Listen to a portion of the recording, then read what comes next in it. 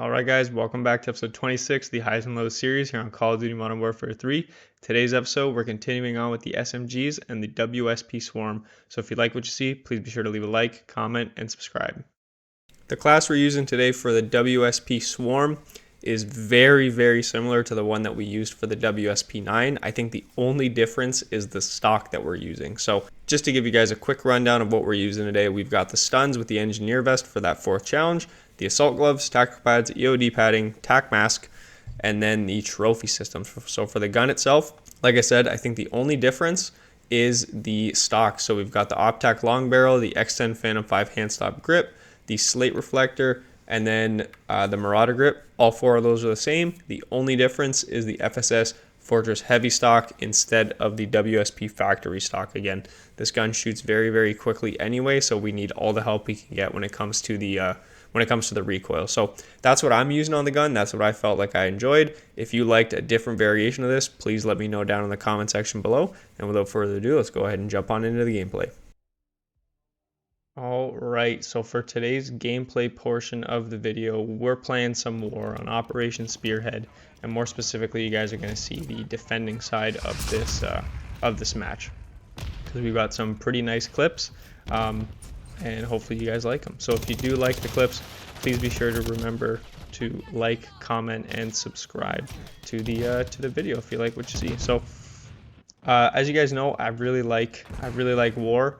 And it's for moments like this. You get close spawns from the enemy, so you're able to piece up a couple nice sprees there. So we do get 2, we get a 3rd, we peek out here, we get a 4th, we see a 5th, we're waiting for him, comes out and peeks, and we do get a nice little 5-piece there. And I do believe we get a last one. Unfortunately, we weren't able to get anyone after that. But yeah, like I said, we get some nice clips.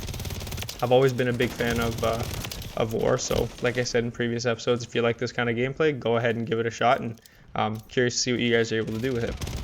So when it comes to the WSP side of things, in total it took us 8 games to get the gun from level 0 to the max level, which I believe is 29. Again, sorry if that's wrong, but we played 6 games of shipment and 2 games of war, so that's why it's so little games compared to every other game. Here you can see we absolutely outplay this guy and finesse him by hiding in the corner. You can already imagine he probably was not too happy after that. But anyways, it took 8 games, like I said, 6 shipment, 2 war, and this was a really fun SMG to use, and I would think most of you guys have used it because as the title and thumbnail suggest, this is what most people are using as their SMG in Warzone. So we are using the Warzone meta button multiplayer, and there's a reason, like I said, that it is the meta, because it's just such a good gun. And again, it's up there for one of my favorites that I've used so far in multiplayer. So again, like I said, I had a lot of fun with this gun. One thing I will kind of say as a little bit of a disclaimer is that this gun really it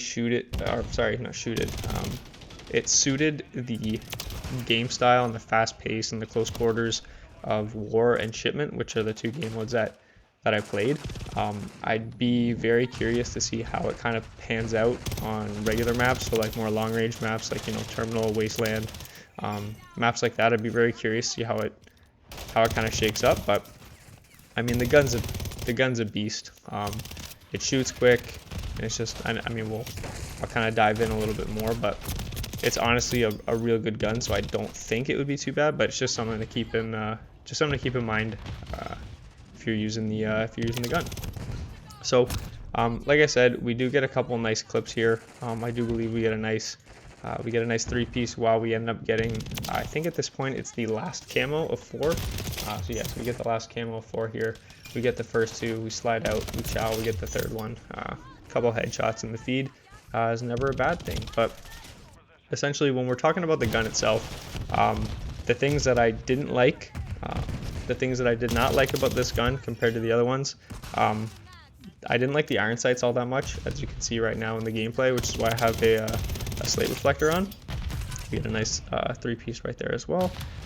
Yeah, I really didn't like the iron sights, but I will say the gun was completely transformed once I switched it to a red dot sight. So if that's something that you're struggling with your guns, maybe try a different sight. See if that gives you any better luck versus what you're currently working with, because you never know.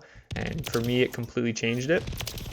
And then another thing that I didn't quite like, but again, it's something that's super easy to fix, was just the regular size of the mag. I think it's 32 bullets to start off with, which again, compared to all the other guns outside of LMGs, it's actually bigger than what you're used to. But again, when it comes to this gun, the rate of fire is so quick that you kind of fly through those 32 bullets relatively quickly. So it's just something that's noticeable, and I enjoyed throwing a bigger clip on there, just so you can get more kills without having to reload. So those are the things that I didn't really particularly enjoy about the gun, but the things that I did enjoy is that, like I kind of mentioned, the rate of fire was really fast. I actually enjoyed it. I think it actually played into my strengths in just being hyper aggressive with it.